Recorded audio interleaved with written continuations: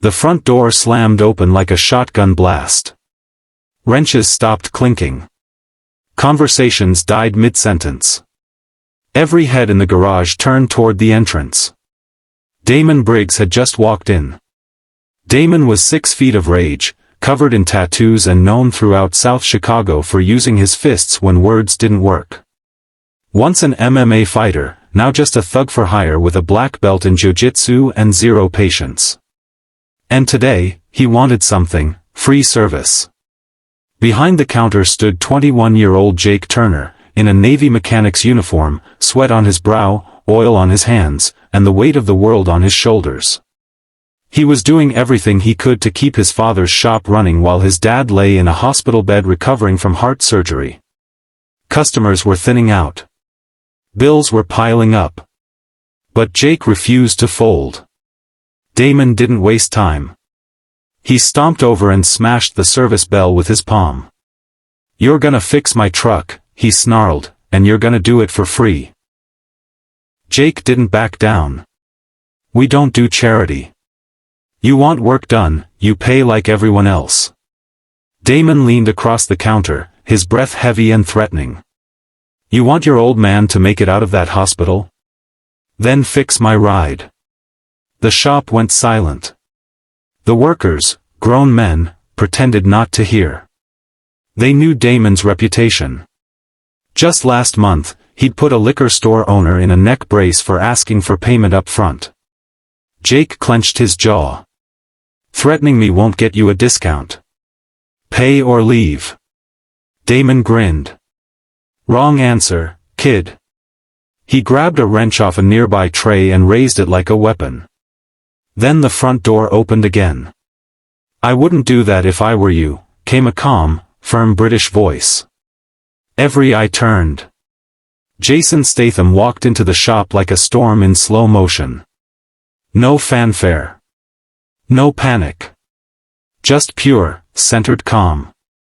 Dressed in a dark gray tee and black jeans, he moved like someone who had seen it all, and wasn't impressed. Damon stared. "Who the hell are you?" Jason stepped forward. "Just someone who doesn't like bullies." Damon smirked. "Back off. This isn't your problem." Jason kept walking. "It is now." The tension was thick. Damon dropped the wrench and cracked his knuckles. "You really want to do this?" Jason's eyes narrowed. "I've been waiting all day." Damon lunged. He was fast, brutal, and trained, but Jason was faster. With one move, he dodged Damon's punch, twisted his arm behind his back, and drove an elbow into his ribs. Damon roared in pain and spun, throwing a series of strikes, but Jason blocked every one. Then he delivered a brutal knee to Damon's chest and swept his legs out. Damon hit the concrete hard. "You want to hit someone?" Jason said coldly. "Hit someone who knows how to hit back." Damon growled and tried to rise, but Jason planted a boot on his chest. "Apologize to the kid." Damon glared. "Not a chance." Jason pressed down harder. "Say it." Damon wheezed. "I'm sorry." Jason stepped back. "Now get out." Damon limped toward the door and disappeared without another word. Silence fell across the shop again. Jake stood frozen, trying to process what had just happened. Jason turned to him. "You all right?" Jake nodded. "Yeah. Thanks to you." Jason looked around at the silent workers. "This kid had more guts than the rest of you combined. Next time, don't just stand there." He turned to leave. Jake called out, "Wait. Who are you?" Jason gave a small smirk.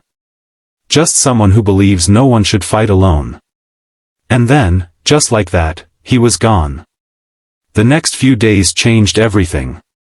Word spread. Customers returned. A few neighbors came by just to shake Jake's hand. Mechanics who once turned their backs started showing respect. For the first time in weeks, the garage felt alive again. Jake had a new sign made and bolted it above the garage doors. No one should fight alone. Because courage isn't about having power, it's about standing up, even when you're standing alone. And sometimes, someone walks in, not to save you, but to remind you that you were never weak to begin with.